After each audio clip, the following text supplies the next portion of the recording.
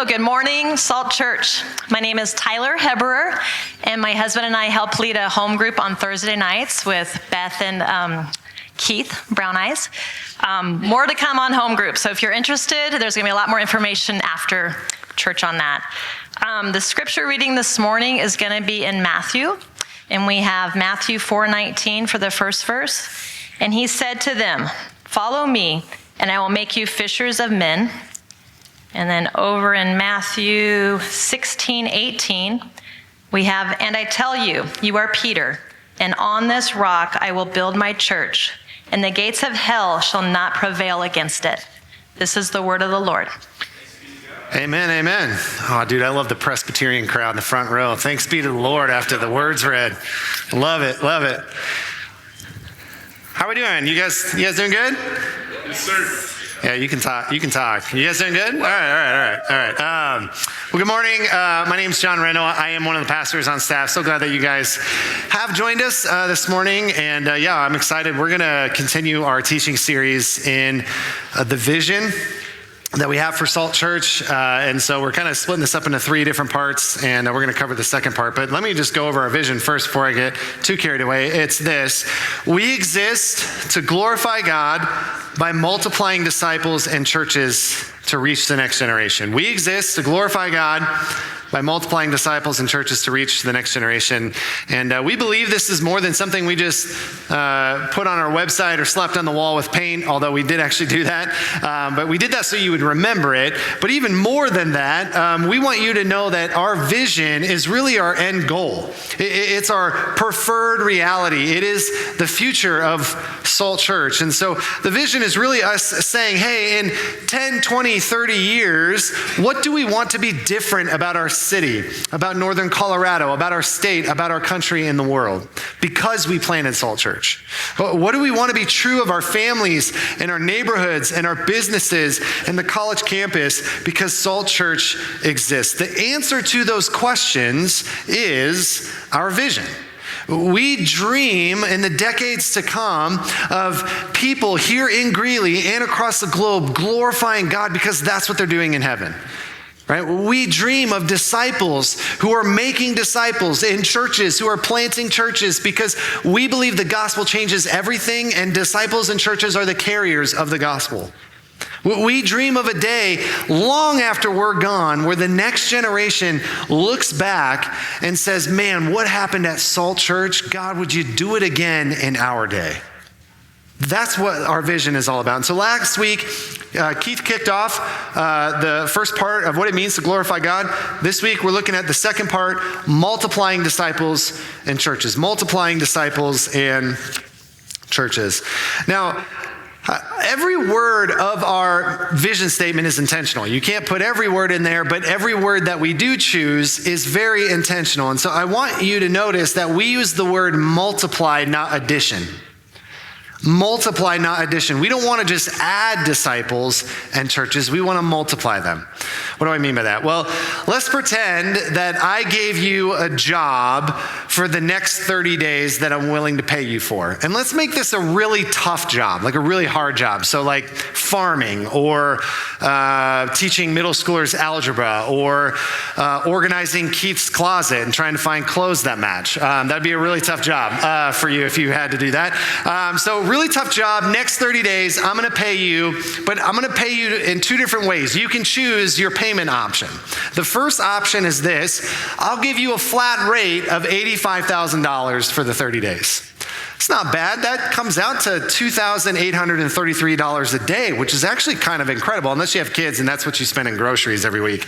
But I'll give you that. Or second option, so first option, $85,000. Second option is I'll give you a penny that doubles every day. So the first day you get 1 penny, the second day you get 2 pennies, the third day you get 4 pennies, then you get 8 pennies, then you get 16 pennies, right? And it just so on and so forth. Which one are you going to take? Right? Some of you guys are like, please don't make me do math this early. There's coffee in the back. It's free. No counting required. Anyway, here's what's crazy. At the halfway of the 30 days, so day 15, right, if you got the $85,000, you'd have $42,500. Just divide that by 2, right? But with the pennies, you'd only have $327.67. Seems like a bad deal, right, to take the penny option, but keep going. If I give you a penny that doubles every single day for 30 days, then by the time you hit that, you would get a staggering payment of $10,737,418.23. Like, it's not close. The penny that doubles every day will eventually outweigh the $85,000. Now, how does that relate to disciples and churches? Well, let me show you. I could make a disciple today, and then tomorrow make another disciple, and so on and so forth, right? Or I could choose to make a disciple today who then goes out and makes a disciple tomorrow. And then tomorrow I can make another disciple who then goes out to make another disciple. You see how that works? I've not just made 2 disciples, now I've made 4 disciples. Same with the church, right? Like we could add hundreds of more people to this building. We could do that. We could build out a bigger building and add thousands of people. We could do that. Or we could plant another church with the DNA to plant another church. That plants another church. That plants another church. That plants another church until we've reached hundreds of thousands. Right? You see how multiplication will far outweigh addition. Addition is really about retaining disciples, but multiplication is about reproducing disciples. Addition is about our church collecting more people. Multiplication is about our church commissioning more people. Addition is really wanting to protect our church out of fear of losing what we have. But multiplication wants to produce more and more churches because we have the faith to leverage everything that we have, that more and more disciples might be reached for Jesus. You see how this works. And guys, it's not just practical. Multiplication is biblical. 2 Timothy 2:2 says this, "And what you have heard from me in the presence of many witnesses, entrust to faithful men who will be able to teach others also." Do you see the multiplicative effect there? Paul's saying, hey, Timothy, I'm investing in you, but I don't want this to just stay with you. I want you to go teach other men too. I want you to teach other leaders in the church, and I want those leaders to be able to teach other leaders. It becomes multiplicative at that point. It's not just that we want to make disciples. We want to make disciples who are capable of making other disciples. It's not just that we want to plant churches. We want to plant churches that are built and hardwired to make more churches. And guys, here's the thing. We may never see the return of our investment in our lifetime. We may never see that. Just like you may never see, or you didn't see the return on investment if you're getting paid with the pennies only halfway through the month. But guys, here's what I know. If we simply just try to add more and more people to this room, if we just become concerned about this church, if we settle for addition over multiplication, then we will stall out, we will grow stagnant, we will plateau. It will happen.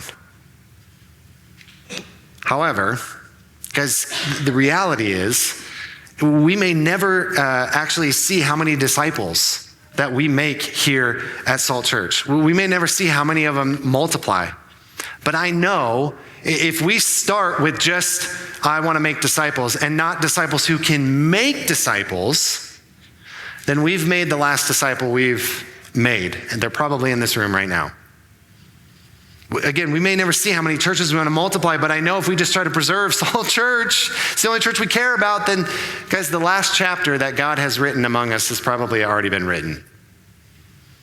See, a vision that wants to multiply disciples and churches doesn't just add, they multiply, and they're concerned about way different numbers. Right? A church that's obsessed with addition tracks things like this: the size of the offering, butts in the seats, square footage in the building, the number of ministry programs, the amount of followers on Instagram, how big the staff is, right?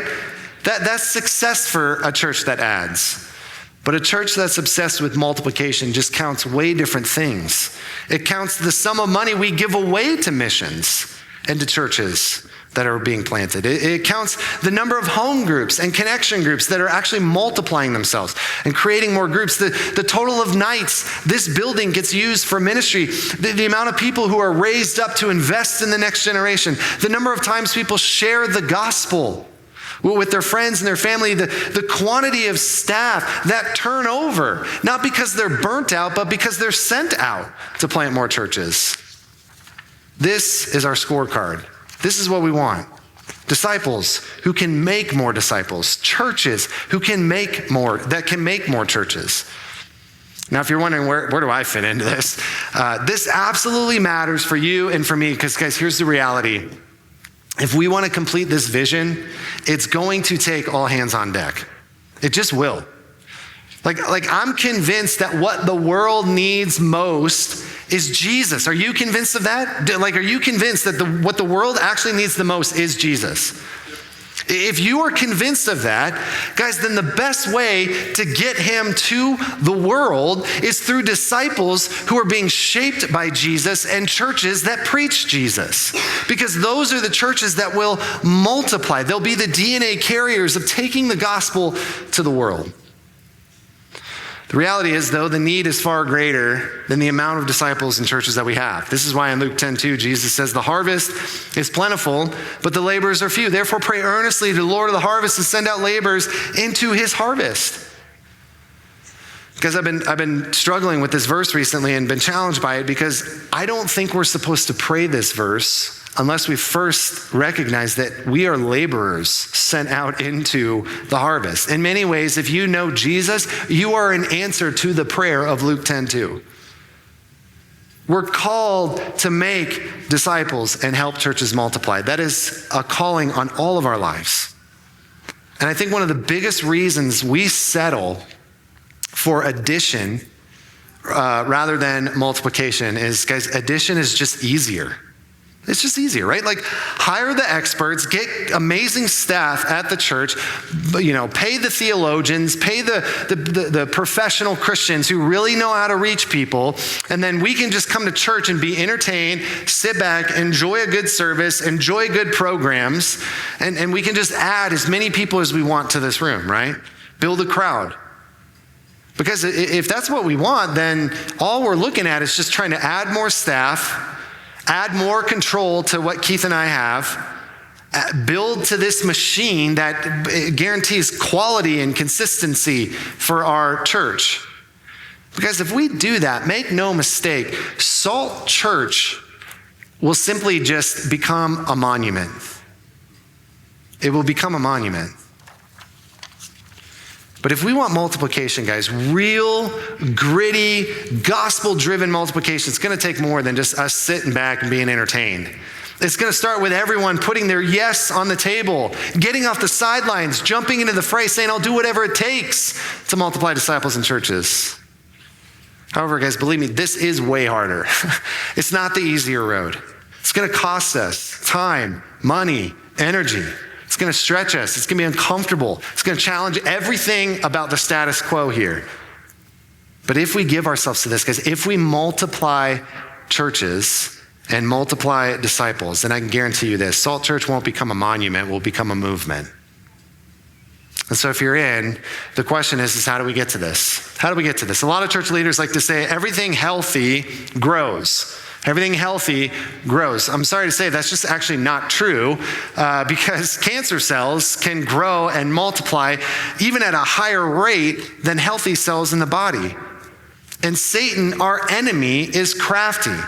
The way he wants to take out the church isn't always by getting the big bad world out there to get secularism and things like that to just overrun the church. No, Satan is much more crafty than that.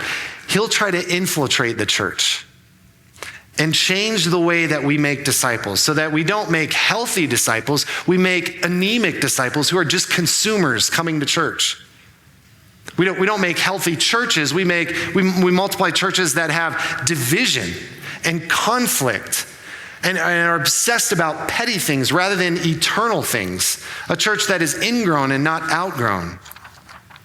Because multiplication is a byproduct of health, not hype.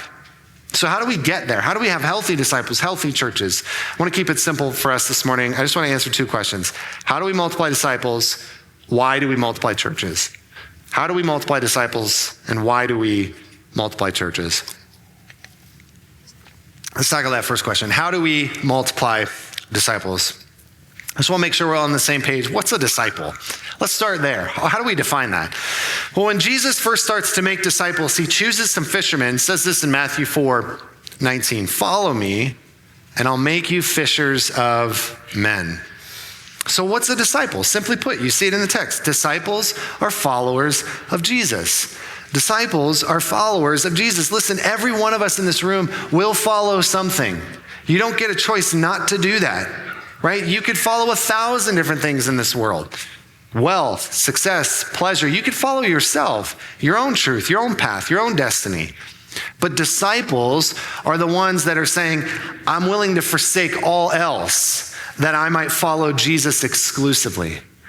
They're the ones that say, I want to make my whole life, I want to revolve my whole life, not just part of it, my whole life around him. All my chips are pushed in on Jesus. We know what a disciple is because the very next verse in Matthew 4:20 says, immediately they left their nets and followed him. They're literally leaving their jobs, their livelihood, their families behind to follow Jesus. Translation, they gave up everything to be on Team Jesus. That's a disciple. But I want us to notice specifically, what does Jesus say here when he follows that up? Come follow me, and then what does he say?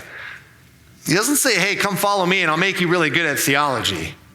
He doesn't say, hey, come follow me, I'll give you a bunch of stuff to do in the church.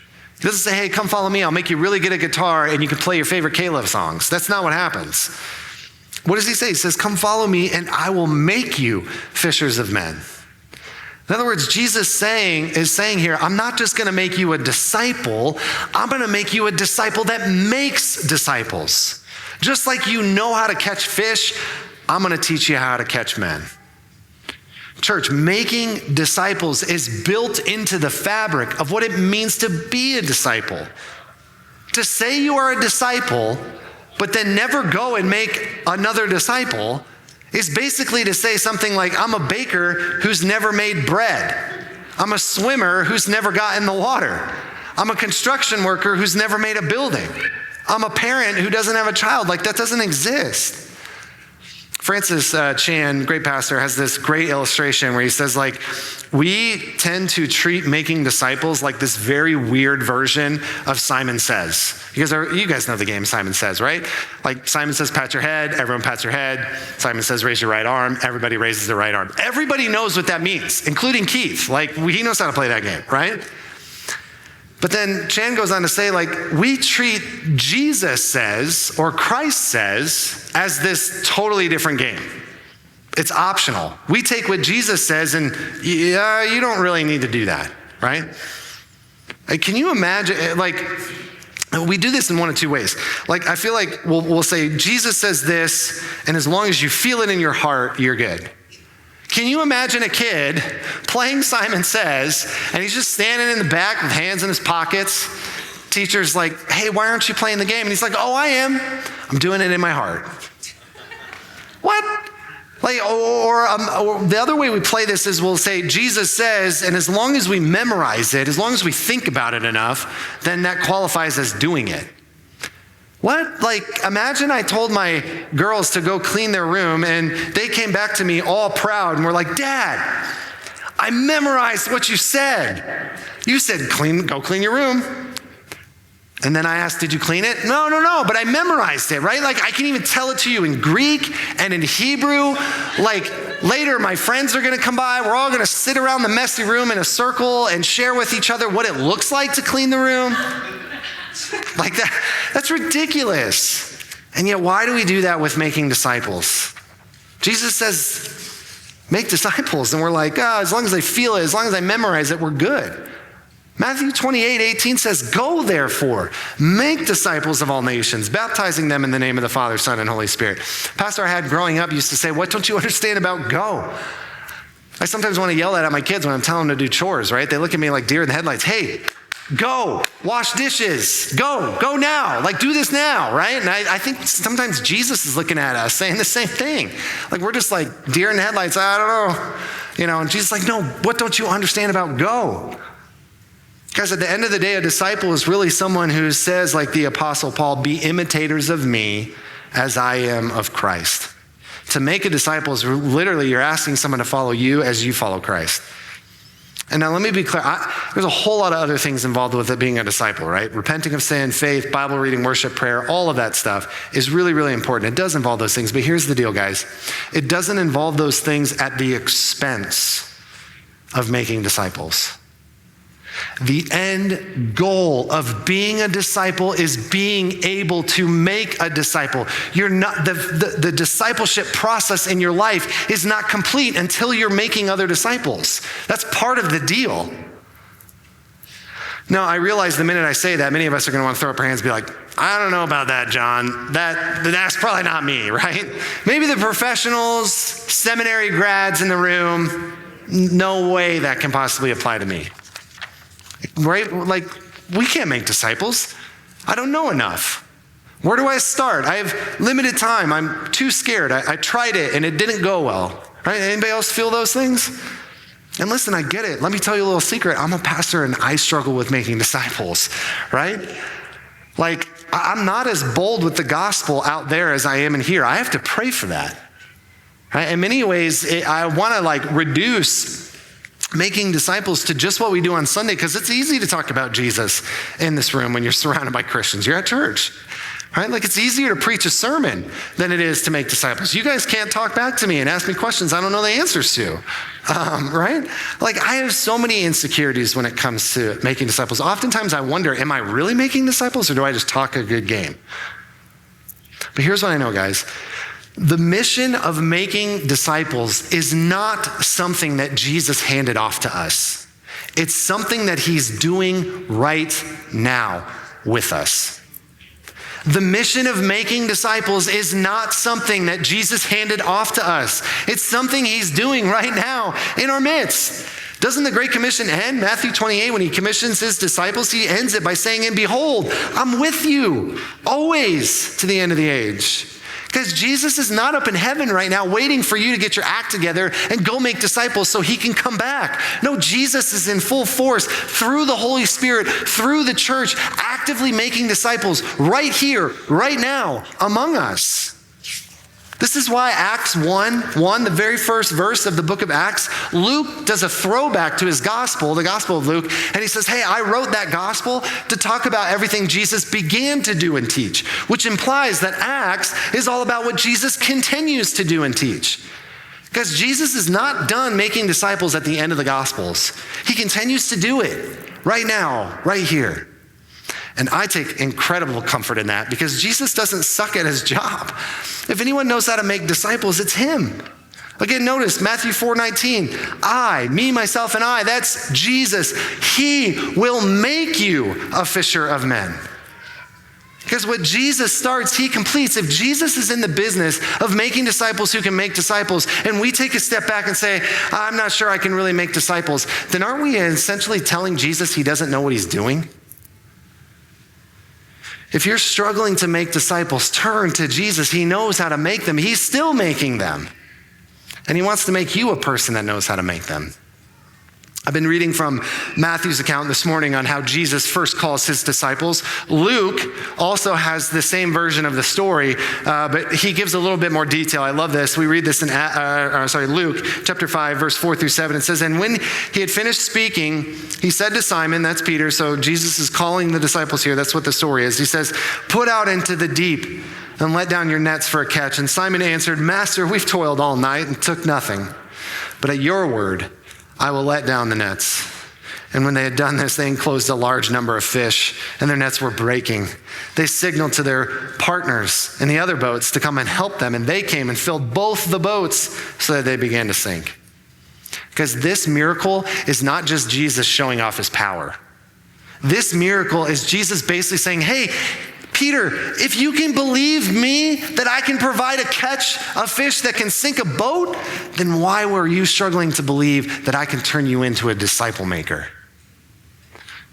Aren't we just like Peter in that way? Like, I'll come to the Lord and cry out to him that he would provide for my needs, and I'll believe that he'll do it. But man, when I come to him and say, Lord, would you make me a disciple maker?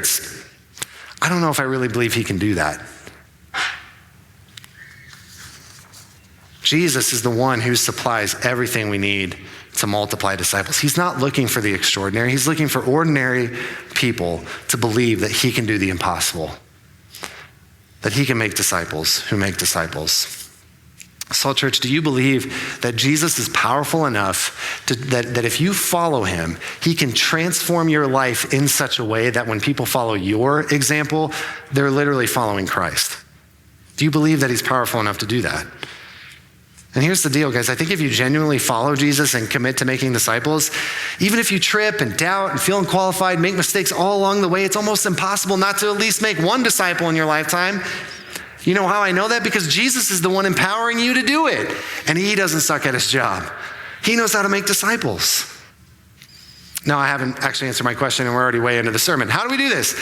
I'm convinced we overcomplicate discipleship. We turn discipleship into here's 18 steps and go to the conferences and read the books. And there's a lot out there of material that is very helpful. But let me just give you two things I think you need to multiply disciples. 1 Thessalonians chapter 2, verse 8 gives us this. So being affectionately desirous of you, we were ready to share with you not only the gospel of God, but also our own selves, because you had become very dear to us. Do you guys see the two things you need to make disciples in that verse? Share the gospel, share your life. It's really that, it's hard because it's going to take a lot of commitment, but it's really that easy. Share the gospel, share your life, you'll make disciples. Let's unpack this. Sharing the gospel. Here's a really jarring statistic I read this week. 90% of Christians have never shared the gospel with anyone. 90% of Christians have never shared the gospel with anyone. And perhaps even more alarming than that, 60% believe only 60% believe they have a responsibility to share the gospel with people. Guys, that means there's 40% of Christians in this country who don't even think that it's required of them as Christians to open up their mouths and talk about Jesus. Now, to be sure, some of us are going to be better at sharing the gospel than others, right? Sharing the gospel is a gift. Some of us are going to be better at it than others. But make no mistake, guys, we are all called to do this. The early church did not explode in the ancient world because the church just sat back and said, okay, you apostles, you church leaders, get really good at sharing the gospel, delivering sermons and running organizations and classes and programs, and that will reach the ancient world. No, that's not what they did. Everyone in the church expanded because everyone in it, both men and women, shared the gospel with everyone and anyone that they knew. That's why it exploded. And guys, this isn't rocket science to share the gospel. It really isn't. We live in an age where you have an embarrassment of riches. There's so many methods you can use to share the gospel. 3 circles, the bridge, Romans Road, great tools to share the gospel. I've used many of those. And if that's foreign language to you, come talk with me afterwards. I would love to meet up with you. I can show you how to use those. But probably one of the better things to do is to just share your story. How did you meet Jesus? How did Jesus change your life? How did he save you from your sin? What changes has he made in your life? Share that with people. I think one of the best tools and methods that I've been using is just to ask questions. And it leads to great conversation to share the gospel. 2 questions I ask are these. First one, if you died tonight and appeared before God and God said to you, why should I let you into heaven? What would you say? Man, you ask that question to someone and you'll find out very quickly where they're at spiritually. Second question, on a scale of 1 to 10, 1 being not really sure, 10 being totally sure, how confident are you that God would answer and let you in? And how confident are you that God will accept your answer, right? That's the second question. Again, questions lead to a great dialogue to where you can share the gospel. And you can share that it's faith in Jesus, that he's the one that gets us into heaven, and that his blood is sufficient for any sin. So you can answer that second question as a 10 because God will never deny Jesus getting into heaven. So if you're covered under his blood, why would he deny you? It leads to an opportunity to share the gospel. And I'd be remiss just to ask right now, how would you answer these questions? You, right where you're at. What would you say to God if you died tonight and he said, why should I let you in? On a scale of 1 to 10, where do you stand? Are you sure, totally unsure, or totally sure that God will answer or accept your answer? You can know right now how to answer those questions. That it's Jesus and Jesus alone that gets you into heaven. Do you believe that he can forgive any of your sins? You can trust in Christ today. Now, unfortunately, I think in the church, there's been a lot of weird debates between the word disciple and evangelize, and we like to kind of split those apart. Evangelism is all about non-believers, get them to believe the gospel. Discipleship is all about believers, and how do we help them grow, right? And here's the thing, in the New Testament, that kind of separation just doesn't really exist. When Jesus gave the Great Commission in Matthew 28, the disciples didn't just hang back and be like, let's all have a Bible study and just disciple each other. Can you imagine if they did that? There would be no church. We wouldn't be here. Likewise, they didn't just go on this crusade and get people to pray a prayer and not really care about their life change. No, they did both. Evangelism, discipleship, they did both. See, the reality is this, the gospel is both for the non-believer and the believer. If I'm sharing the gospel with someone who's never heard it before, I want them to believe it for the first time so that their lives are changed. But if I'm sharing the gospel with someone who's heard it for the 1,000th time, guess what? I still want the same thing because it's still the gospel that changes them. You see how we don't graduate from that. We don't park the gospel over here for conversion, and then discipleship, it's all about practical advice and let me counsel you on how to change your life. The same Jesus that saves sanctifies. Discipleship is sharing the gospel over and over and over and over and over again to both believer and non-believer. So ask yourself, who's one person you need to share the gospel with this week? Maybe it's your kids or your parents or a friend or a coworker, maybe even someone in this room. Believer, non-believer, they both need to hear it. Sharing the gospel is the first part of making disciples. Second part is sharing your life. 1 Thessalonians, again, that verse 2:8 said that Paul's desirously affectionate of these people. In the verse right before that, he says, but we were gentle among you, like a nursing mother taking care of her own children. Recently, Jordan, our SALT director, and his wife, Renee, they just had their baby, Caden. And it's been super fun to see Jordan come in throughout the week and just bring baby Caden. And you can tell he's a veteran dad now because he created a bed on one of these chairs and propped up the milk to feed his baby and knew exactly what to do because he knows his baby, right? Newborns take a lot of time to get to know. They're virtually helpless. They need care almost 24/7. You're constantly trying to figure out how to help them based on their cry, right? Because they can't speak. So it's are they hungry? Are they tired? Did they need a diaper change? Did their sister throw a toy at their head and then blame it on the dog? I don't know. But you've got to be so connected. And watching Jordan play with Caden, even though he's just a couple weeks old, you can just see the connection that is there. That's what Paul's talking about here. We need to be so connected to people that we almost intuitively know what their needs are.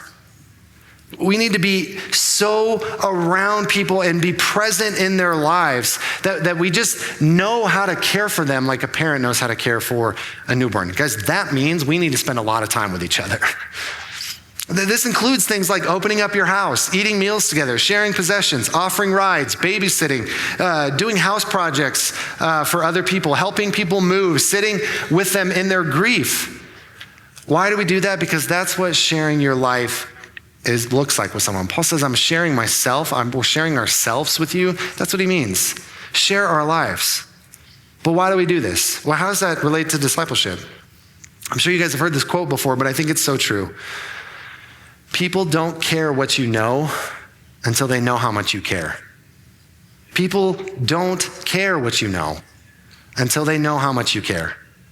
Because if we share the gospel, but then keep people at arm's length and don't love them, don't care for them, don't share our lives with them, then the good news of Jesus just rings hollow and untrue.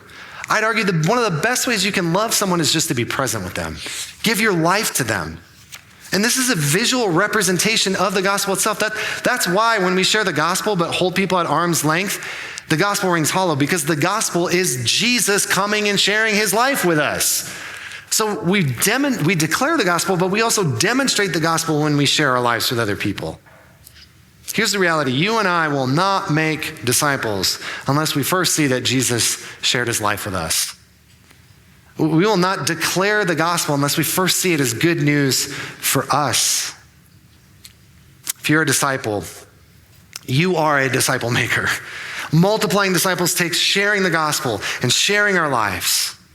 May we be a people that calls others to follow us as we follow Christ. So that's the first question. How do we multiply disciples? Second question, why multiply churches? Why multiply churches? There's this great story from church history. It took place in the 18th century. August 27th, 1726, about 300 refugees from what is now considered modern-day Czech Republic fled for their lives into Germany. They were being persecuted for their faith.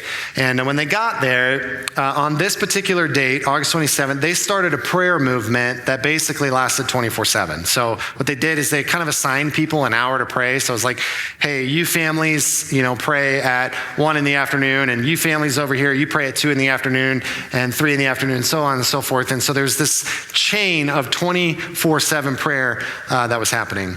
I don't think they had any clue what God would do in their midst. Guys, this prayer movement lasted 100 years. There were people who were born and died before this prayer movement ever ended. Like, I'm exhausted just with the 30-day prayer thing, and we're only in like week 3, right? These guys prayed for 100 years. This prayer movement is what's known as the Moravian Church Movement.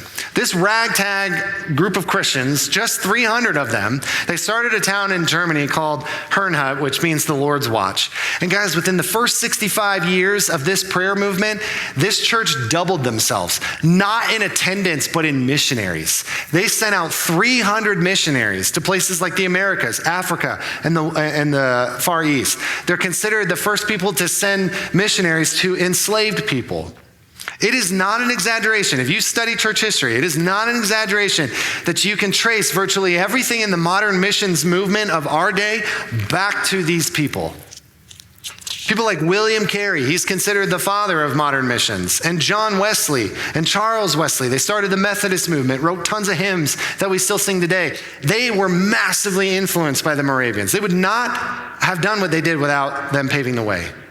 The Great Awakening, revival in England and here in our own country potentially saw 50,000 people come to faith. In many ways is supported by this little church in Herrnhut that you've never heard of.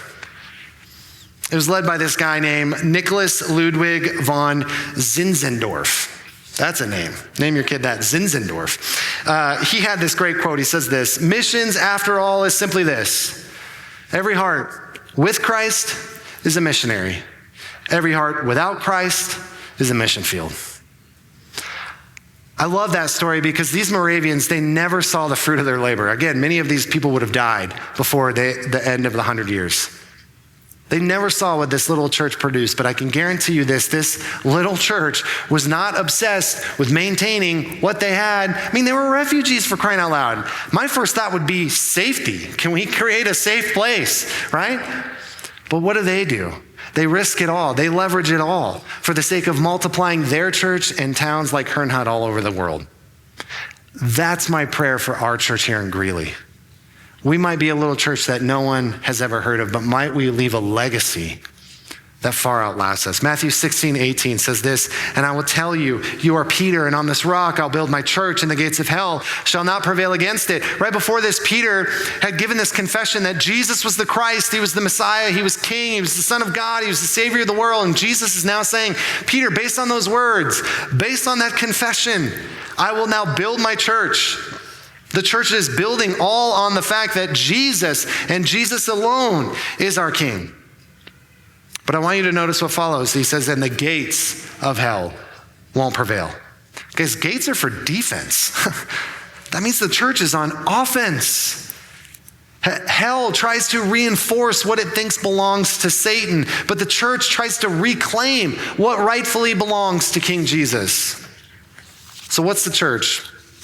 We want to plant more of them. We've got to talk about what it is. What are we talking about when we talk about church? Well, the word in Greek is actually the word ekklesia.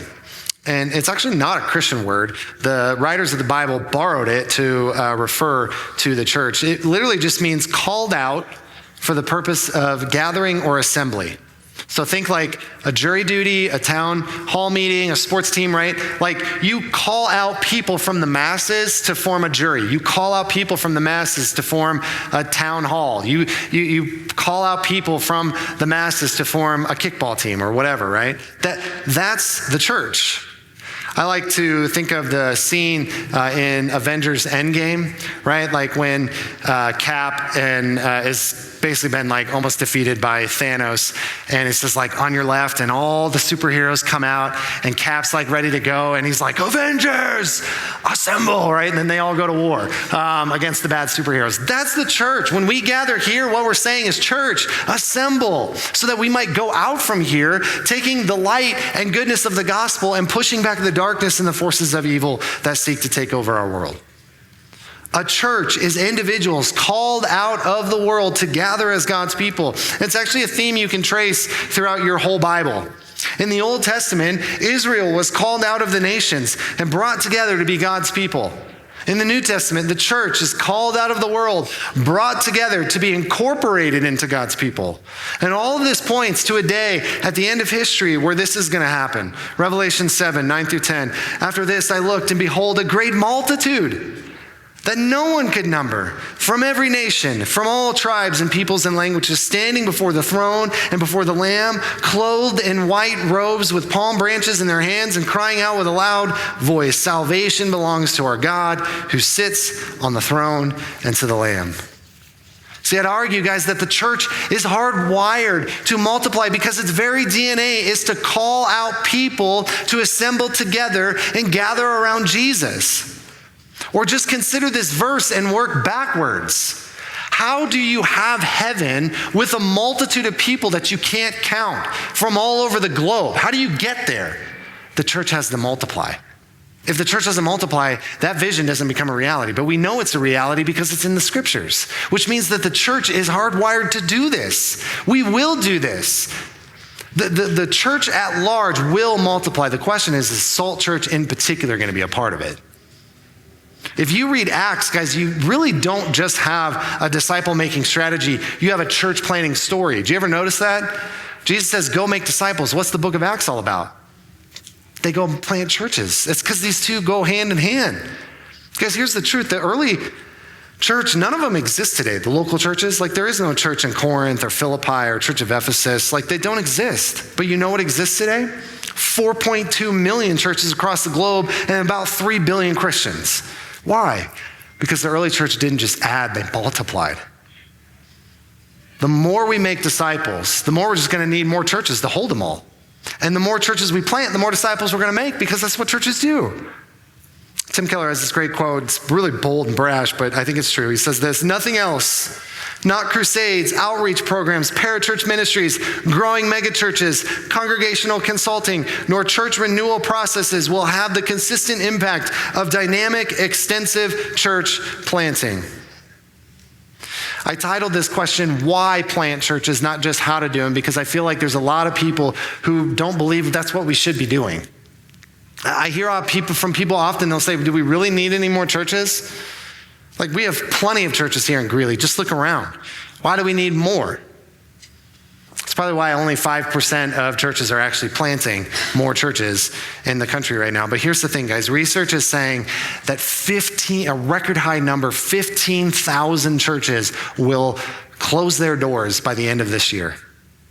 And on the high end, not the low end, the high end estimates are saying 6,000 new ones are going to be planted. Guys, that means for every 2 churches we plant, 3 are going to die this year. The church in America is not just shrinking. Churches are rapidly dying. We need simply more just to keep up with what we already have. But guys, even more than that, I can show you study after study that more people come to faith through church plants than anywhere else. That church plants utilize people to go make disciples more than anywhere else. That actually new churches breathe life back into old churches because they have to get innovative in their mission strategy. They breathe life back into old, dying, stagnant churches. Church planting is where it's at. I think God designed it that way because the call to make disciples is really a call to plant churches. That's what we see in Acts. That's why many of you jumped into our church to help it get launched. You saw the need. You wanted to make disciples. And guys, we're coming up on 3 years old next February. We're barely 2 years old, and we've already sent people out. Right? This summer we sent off Drake, 3 others, a team of 7 to go help plant a church in North Texas. We sent out Matt Carpenter and Christian Baca and others to Tennessee to help another church get planted. And I know as these 2 churches get launched this fall, there's going to be people who will come to know Christ in those churches, who will be raised up as leaders and disciple makers, and they'll be sent out to go plant more churches. The question for us is, who's next? We have a dream, guys, to plant churches in Boulder and Colorado Springs and Grand Junction and Wyoming and Utah and New Mexico and wherever else the Spirit leads. Who's saying, I'm all in on that? Who wants to jump in and see the vision of glorifying God by multiplying disciples and churches to reach the next generation become a reality? That's our hope. Would you pray with me?